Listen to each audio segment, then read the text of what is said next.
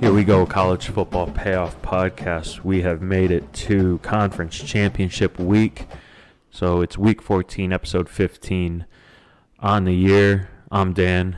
That's Fuji. And it's Episode 52 overall.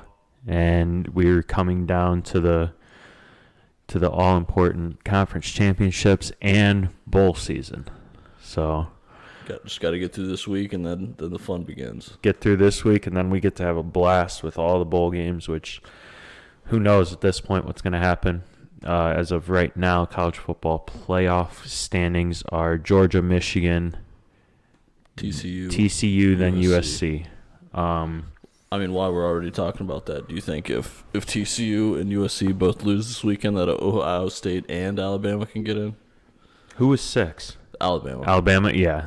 I keep hearing people say that, TCU with one loss could, even if they lose next week, could still get in. I absolutely think that's a no. No. They played too many backup quarterbacks this year and barely have won a lot of games against, And a TCU team with one loss, I think everyone would rather have a Bama team with 2 losses. So I would just be on the lookout for that. If TCU and USC lose, Alabama's getting in. Yeah, but something else that was kind of crazy today, I was reading an article that said, because the Rose Bowl committee gets to pick, it's not necessarily a champion that goes in. They got to pick someone from the Big Ten. Right.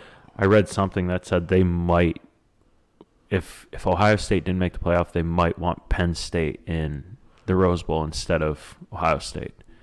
That kind of tells me something with the team. Now, I also think that that's because C.J. Stroud has said if he's not playing in the college football playoff, he's probably not going to play in a bowl game.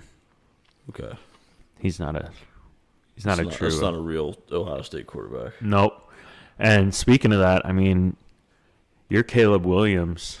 I think I'm live to win the Heisman finally. I checked the ticket. I placed the Caleb Williams Heisman bet on July 28th. I mean, so it'd be nice to cash that one. Stroud has shot himself in the foot for the past 4 weeks now. Yeah. And Caleb Williams had a fantastic week. He had a great game against Notre Dame. You might be onto something with that one. All right, let's quickly recap what happened last week with our picks. I went 2-1, which makes me 26-21 overall going into the conference championship week. That's 55% overall. My wins were Illinois minus 13.5. That was easy against Northwestern. And then South Carolina, Clemson over 50.5. South Carolina again pulls out another, I think it was another top 10 victory, right? So that's two weeks in a row. Yeah. And then the loss was the under 57.5 in Michigan, Ohio State. What I thought was going to happen did happen with Blake Corum not being able to play, but I didn't foresee J.J. McCarthy having the game he did. So that's where we're at with that. I'm 2-1 last week, 26-21 overall. What was your picks last week then? I went 2-2 last week. I had the under 57.5 in Ohio State, Michigan. I mean, I still would bet that again. Yeah. If I didn't know. Had Texas minus 8.5. That was a cover. Had North Carolina, NC State over 56. Thank you, overtime, for that one. Mm-hmm. Landed on 57, and my second loss, which is a pathetic loss, I'm very mad about it, was Oregon minus 3. Yeah. Up by 3 touchdowns, on the latter part of the third quarter. They just curled up in a ball similar to how Ohio State did. Because both just embarrassing performances that made me pretty mad. I was watching that game after the Buckeyes game, did not think I was going to watch any more football, and I turned on that Oregon State game, and I could see it happening. As they had that 3-touchdown lead, I kind of felt everything changing, and that was incredible. All right, so you 2-2, 25-18 overall in the season? Yes, 25-18, 58.14%. All right, and that puts the podcast at 51-39 overall, so we are 56% on the year. Solid mark going into your conference championships and the bowl games. So all the conference championships are up this week. We're not going to hit all of them. I got 3. I think you said you had 2, maybe 3 as we get going. Yeah. So in that case, how about I start? Do you want me to go through even the championship games that we're not doing? Or Oh, I mean, I can just give you a quick lean.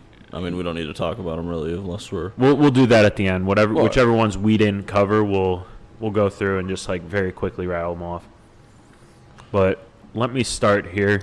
Let's start with that USC Utah, the Pac-12 championship game. This game, I can't find, where is this being played? Because it's neutral, isn't it? Oh, it's in Las Vegas. Vegas. Yep. Okay, so Allegiant. I don't think you really have any type of, USC, Utah. I would just figure that Utah would travel better than USC. Especially in this kind of game. Yeah, but it's not going to be anything like playing in Utah like they did earlier this season. Yeah, so that game earlier in the season, that was a high-scoring game. Man, I keep losing all my notes. 85 points. Yeah, it was an 85-point overall game, 1,000 yards total offense. That was week 7. USC had, this is their chance. You win, you're in, basically. USC is a 3-point favorite in this. The total is set at 67. And USC, first off, I'm going to take the over in this game. We're going to go over 67. Okay. I think this is high-scoring, shootout affair. USC is probably playing some of their best football, and they're an offensive juggernaut with Caleb Williams. So Utah was 3.5-point home favorite back in that game, and that was USC's only loss of the year. But for the past 6 games, USC's total has all been over. They've gone over in all 6 games. Well, their past 6 games. And their offense is just going and going and going. Utah is, generally speaking, a very good offense as well. The fact that back in Week 7, both teams combined for 80-plus points and over 1,000 yards in the game, I think that is really key. Utah's 3 losses this year have all come away from home.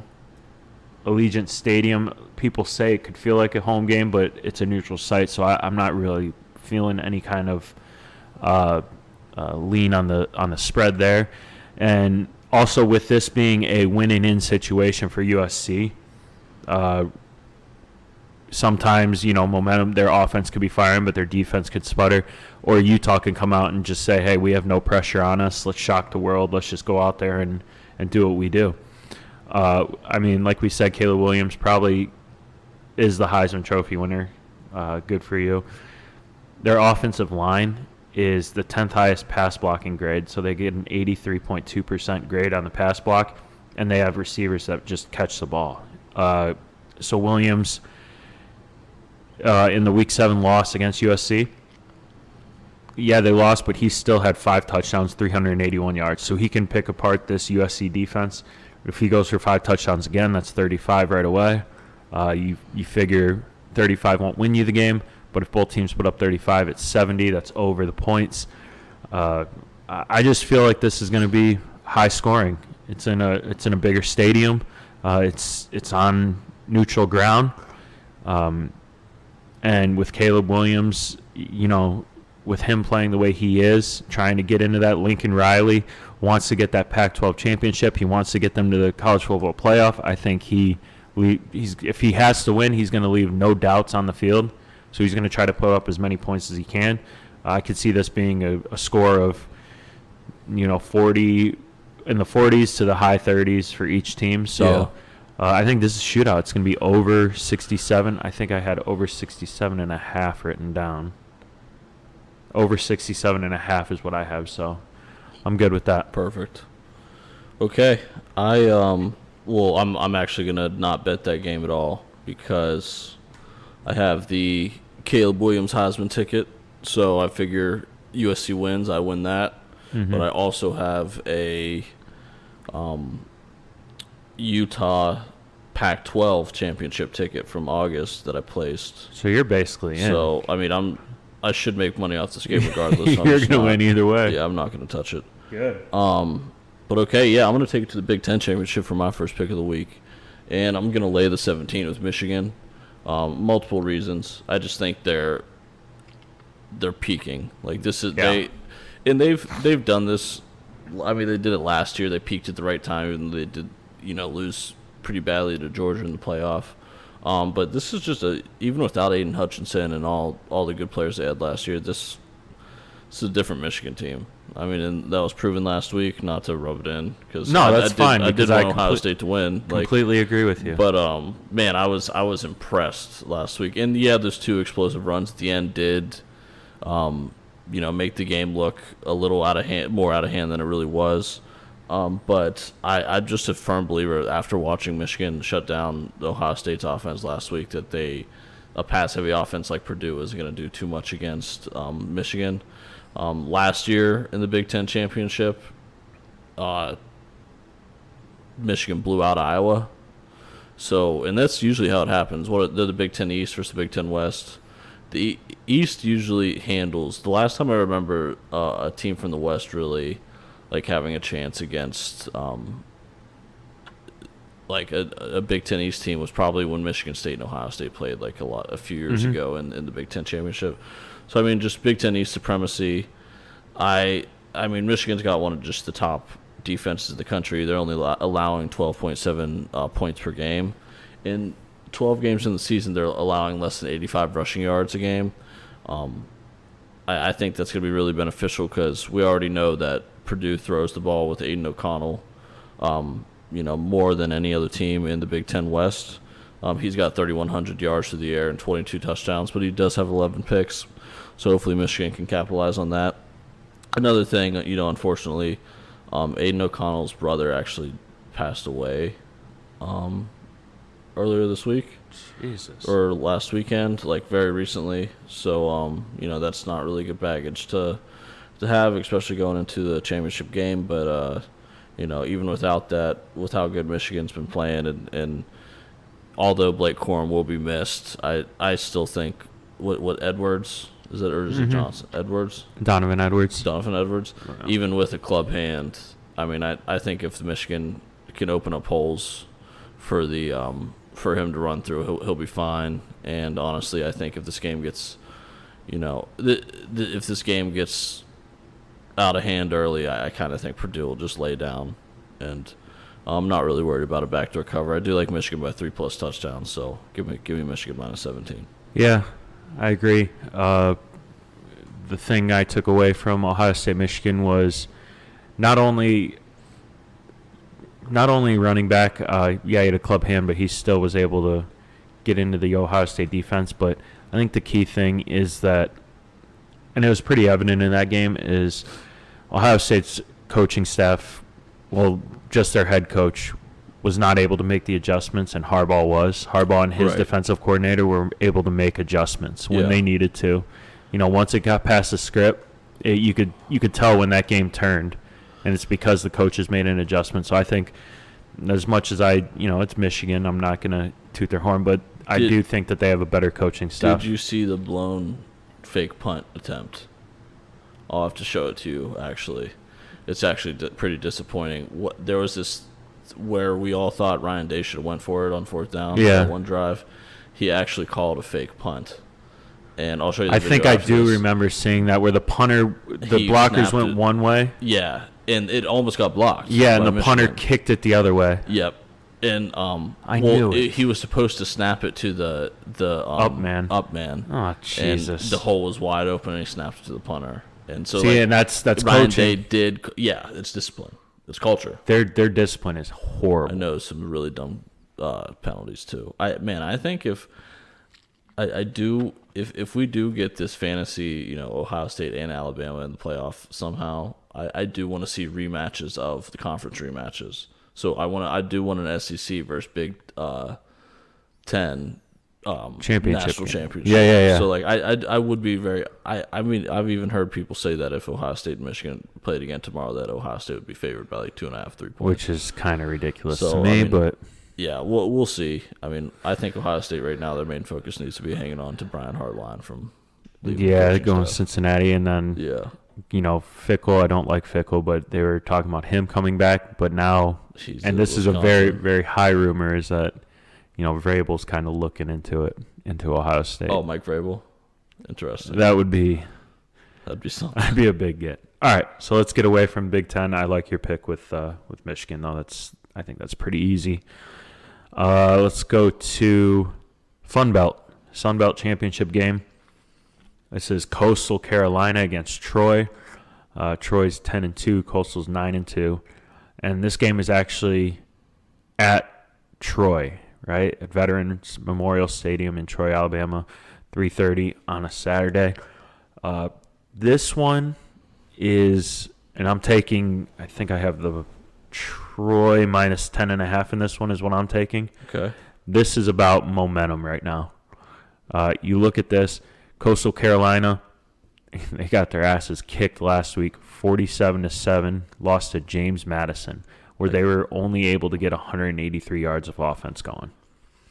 So they're trending down. Troy, and yeah, it's Arkansas State, but 48-19, destroyed them. 9th consecutive win. Kamani Vidal, their running back, 208 yards, 4 touchdowns on 33 carries. And we had 2 interceptions by cornerback Reddy Stewart. So Coastal's trending down. Troy's trending up. Troy's also coming off of back-to-back double-digit wins here. And with Coastal losing that game to James Madison, they were 25-point favorites in that. And their past 2 victories were only by a combined 10 points. So they're sputtering right now. Yeah. Troy's averaging plus 9.6 scoring margin across their 6 home games. I think that's key in this one. And Coastal 2-5 against the spread in its last 7 games. The total has hit. Troy is 6-0 straight up, like we mentioned. But it's just it's hard to undersell how much of an advantage Scott Cross's defense has been for Troy. 7th in yards allowed per play, which is 4.5 per play. 19th in red zone scores given up. And then they're only allowing 16.8 points a game, which is 7th best in the nation. So they're very sneakily be one of the better teams in college football. The fact that they play in the Fun Belt is probably hurting them because you got to basically go undefeated and win every game by 40-plus points to even get a look. But the defense is what gives Troy the advantage here. And the defense going up against a Coastal Carolina offense that's just 25 points a game on the road. And not to mention they're 2.5, 2-5 against the spread in their last 7 games. It's just no-brainer to me. It's Troy minus 10.5. I had the live odds up here, but now I can't find them. But yeah, it's momentum, and I think momentum's huge when going into conference championship games. So, and like you said, with Michigan rolling, Purdue kind of running into a buzzsaw there. So easy for me. Coastal Troy minus 10.5 in this one. I can actually get you 8.5. 8.5? Yep. All right, there we go. And I'm gonna take it with you. All right. So I'll probably Official? have 4 again. Yeah, official pick. Ooh. Troy minus 8.5. I like Troy. I do think they're the best team in the Sun Belt outside of JMU, who doesn't have They can't get to play. Yeah. But I like this Troy team, and as we saw last week, and as we've seen, Coastal Carolina without Grayson McCaw is not that good of a team. No. At all. He makes that team. Him on that team is night and day. He's extremely injured. I mean, not extremely injured, but he is injured. Just reading right now that Jamie Chadwell just told reporters that he's hopeful that Grayson McCaw can get healthy enough in practice over the next 3 days. But if the game were today, he would be a no. There it If is. it's a no on Wednesday when we're recording, he's definitely not going to be 100 by Saturday. So I'm on it with you. Yep. Troy minus 8.5. Beauty. All right.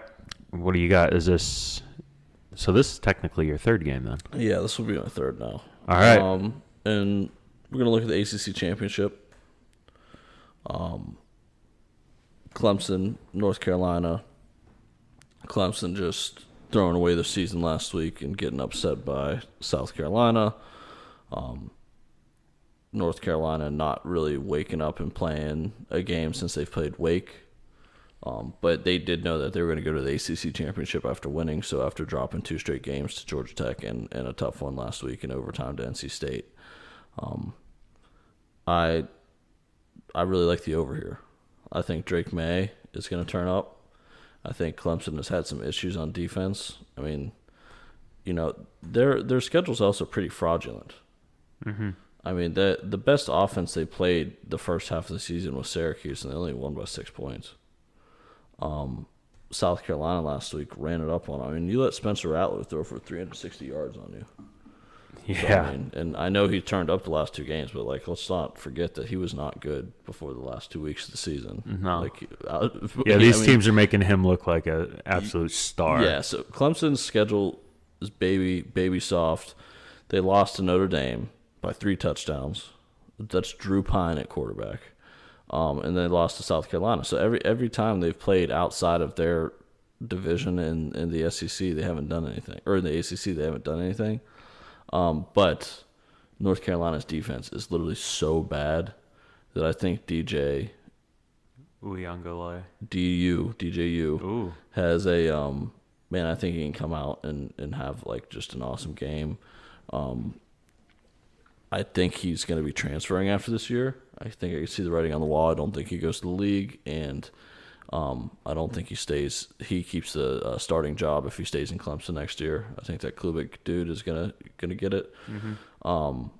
So I think he probably is gonna play with a little harder than normal. I think he's gonna be able to score some points. I'm pretty confident that Clemson can score 6 touchdowns against this UNC defense. And then when you have Drake May on the other side of the ball, and how awesome he has been all year, man, I feel really good about this over. So I'm going to go over 63.5, and let's get 6 touchdowns from Clemson, and then see if North Carolina can take advantage of some injuries and some things going on in Clemson's defense. I like that over. Beauty. All right. Yeah, I mean, Clemson, they're just always, I don't know. Clemson's always kind of iffy with me, but especially when they give up that many points to Spencer Rattler, that's just kind of, I don't know. But should be good. What is Clemson? Where are they? Are they 7? 9th. Okay, so yeah, they're just basically playing. They had a chance to make the playoff again. Still, they'd be in front of Bama right now, and possibly in front of Ohio State, if they didn't lose last week. Oh yeah, big time. So they really blew their chance. So I'm hoping that leads to their defense being down for this game and North Carolina getting some points. But I mean, a high school team could probably score North Carolina's defense. So. All right, cool. Okay, SEC championship game. This is my last pick. It's LSU 9-3 against number 1 overall Georgia at 12-0. Saturday 4:00. Now this is at the Mercedes-Benz Stadium in Atlanta, so this is basically a home game for Georgia. With this, I mean the total right now. Well, the total I saw was 50.5. I'm taking the over in this one. Georgia, I mean. They're complete. They're dominant. LSU could make this a game early, but Georgia's going to pull it out in the end. They're going to stay undefeated. They're going to keep that number 1 rank. Their offense is strong. Stetson Bennett, 488 yards per game offensive. He's leading the offense, who's averaging 488 per game. So he has 285 passing yards. They're rushing at 203 yards on average. The LSU defense kind of wearing thin. They were gashed for 274 last week on 50 carries by Texas A&M. I think Georgia's, the Bulldogs are just going to absolutely have their way with them. LSU's offense, though, they have improved. They're up to 433 yards per game. That's 240 through the air, about 190 on the ground. They've had 3 tough games, Tennessee, Arkansas, and Auburn, but Jaden Daniels, he's the quarterback, the dual threat. He's taking care of the ball. He's had 5 turnovers, but this is going to be his toughest test. Like I said, you can have Georgia jumping out and ahead early, maybe LSU, the adrenaline keeps them in the game throughout the half, give you a high-scoring first half, but I think Georgia's just going to take it to them. Also, last week, Jaden Daniels did hurt his ankle against Texas A&M, so check his practice, but I think Brian Kelly's still going to be able to get LSU at least to get them into the 20s. I think Georgia easily puts up 35, but I think somehow Brian Kelly gets them into the 20s. The total's gone over in 5 of LSU's last 6 games, so that's a big plus. Of course, we know Georgia's undefeated on the year. They're good against the spread, but this is just all about Georgia basically coming out and flexing their muscles before the playoff starts, saying, hey, Ohio State, you guys, now you're on the outside looking in. Here's what you have to look forward to, because Ohio State's going to be at home. They're going to come out. They're going to throw all over them. But Brian Kelly, I don't see Brian Kelly being held under 21 points in this game. So I think the over is pretty easy in here, 50.5. So that's my final pick. All right. You got anything else? Oh, yeah, my last pick. Ooh. We're going to look at the Mountain West Championship game. We're going to go with Fresno State +3. I'm a Jake Haener believer. They haven't lost a game. I mean, he got hurt against USC earlier this year. Came back after that. Once he got hurt, or once he returned from injury, they have not lost a game since. 7-1 in the conference. Meanwhile, Boise State's 8-0. Fresno State, I mean, season long hasn't done too well. And this also reflects from their lack of offense production and how quickly they were to give the ball over when Haener was hurt. But they are able to relatively. They're pretty easy at stopping the run recently. They haven't let anybody put up major points on them, or major figures on them. They held Wyoming last week. They beat them 30-0, and that's a pretty dominant rushing team. Boise State last week, I don't know. I mean, if you're hip to the gambling world, you'll see that they probably had they were probably on the right side of one of the worst bad beats ever. In college football, did you catch that at all? No. Utah, they were 17-point favorites over Utah State. Utah State driving down 23-28. They're driving down to score the game-winning touchdown. Have a turnover with 90 seconds left. Boise State ends up running a 90-yard touchdown, and then gives the ball back to Utah State. Utah State comes out, throws a pick six. Oh, no, I did see I mean, Boise State's numbers are pretty fraudulent when you even look at the game they were playing last week, and that was on the blue turf. I am not really a fan of this Boise State team. They've struggled a lot. They struggled earlier in the year and then fired their offense coordinator. They've been up and down. Their offense is pretty good, or their defense is pretty good statistically, but they've also been playing a Mountain West schedule that was just full of weak offenses all year. Nothing special about any offense within the Mountain West. Boise State beat Fresno State earlier in the year 40-20. That was without Jake Haener again, and I just think that this team is night and day with him. I would love if I think he could go, if not first, second round maybe. I mean, I think he's going to be one of the biggest surprises at the NFL draft. So even though this game's on the blue turf, I just really like having the 3 here. So give me Fresno State +3. Beauty. All right.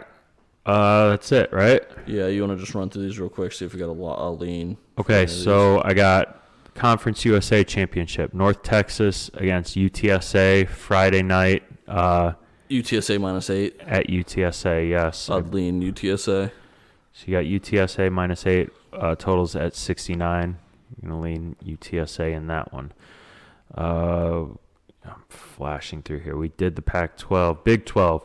Kansas State against TCU, noon at Jerry's World. So for this, we got TCU -2.5, and the total is 62. Every time I bet against TCU, I've lost this year. Every time I faded them, but if I had to take this, I would probably fade TCU again and go with Kansas State plus the points. One, that's what the playoff committee wants. Two, I do think Kansas State's the best team. I mean, TCU played a bunch of backup quarterbacks this year and got lucky in a lot of games. I mean, they found ways to win. Respect them for that. And if they win this game, they should undoubtedly be in the playoff. But I think Deuce Vaughn finds a way here, and I think there's a lot of mismatches between Kansas State's strengths and TCU's weaknesses. So I would, if I had to lean, I mean, I'm not going to give it as a lock, but because I've lost so many times betting against TCU this year. But I'm definitely looking at Kansas State. So let me preface this by saying, TCU, if they lose, they're out. Ohio State's in. I do not think Ohio State should be in, and I'm not, I don't really have a hope for them to be in. That being said, I always do well when I bet Kansas State when they're money line. Do, yeah. So I'm with you, but I'm taking Kansas State to win this game outright. Okay. Not because I want Ohio State in, but because Kansas State is always one of my lucky teams, I should say. All right, MAC championship, Toledo, Ohio. Toledo 7-5. Ohio's 9-3. Ford Field in Michigan. This is noon on Saturday. You have. I actually have a Toledo plus 360 to win the MAC that I bet in August. So I'll be cheering for Toledo, but I do think Ohio would probably win this game. Okay. But it's just not enough. It's not worth it to hedge. So what was the odd? Why can't I find this anywhere? I'm looking at right now on my personal site. 3.5 for Toledo. I actually have -2 for Toledo right now. Okay. So it's been steamed down. Ohio's been steamed. Yeah. So you think Ohio? I would lean Ohio, but with my future ticket on Toledo, I'd like to cash. Well, let's roll with Toledo then. Yeah. All right, good vibes with that. The AAC American Athletic Championship, UCF 9-3, Tulane 10-2, in New Orleans, December 3rd, Saturday at 4. We have UCF and Tulane. Let me pull up what I have here. It's always so tough to find these everywhere. Final score was 38-31. So landed on 69. I think 4 points is too much for Tulane, but I do think they'll win the game. But I still don't want to take UCF there. I would lean over here. I mean, the game landed on 69 earlier this year, and it's total sitting at 57 right now. Oh yeah. So I would. Yeah, let's take the over in that. Yeah. For sure. Am I missing any? I think that's it. Mountain West you hit, Big Ten you hit, Yep, ACC we you got hit. them all. Good. And then the last thing I see here on this sheet is the Army-Navy game, which is a week from Saturday at 3 p.m. I see the total is 34 right now. Navy's 3-6, Army's 2-6. It's going to be tough to watch. It's always a good Jersey game. It's a principal under. So we're going to take the under in that because we will not record an We won't entire be here, episode for that. All right, so let's just real quick, I'll run through mine, and then you'll run through yours. We'll get out of here. USC, Utah, over 67.5. LSU, Georgia, over 50.5. And then Troy, -8.5. And then Kansas State, money line against TCU. That's unofficial, by the way. I have Michigan -17, Troy -8.5, Clemson, North Carolina over 63.5, and Fresno State +3. There we go. All right, conference championship week. Would be nice to have a nice little 4-0 conference championship week before going into bowl season. Yeah, fly high into the bowl season. When we do that, I think we are probably going to do 3 episodes. Probably, yeah. We'll see how everything falls. We'll break down all the bowl games. Yeah. We're not going to give you official picks, but we're going to at least give you a lean on. We'll give just like we did today. Yep. Towards the end. And then so it's winding down, but let's finish strong, man. I mean, we're above 56%. You're flirting with 60% right now. Let's end this strong. Let's see if we can get the pot up to 60%. We're going to have to kick some ass to do so, though. All right, hit them with the socials real quick. All right, find me at Fuji Bets. Find Dan at DPOSC13, both on Twitter. Most of all, follow the pod at CFP_pod. Make sure to give us a follow there. Tweet at us. Give us your locks for the championship weekend. And then also let's cash some tickets. Make sure you share with your friends, and let's have a good championship week and on the bowl season. Absolutely. All right, that's all I got, man. We're running pretty long here, but that's all I got. You good? Yeah. All right, cool. That's Fuji. I'm Dan. See you in bowl season.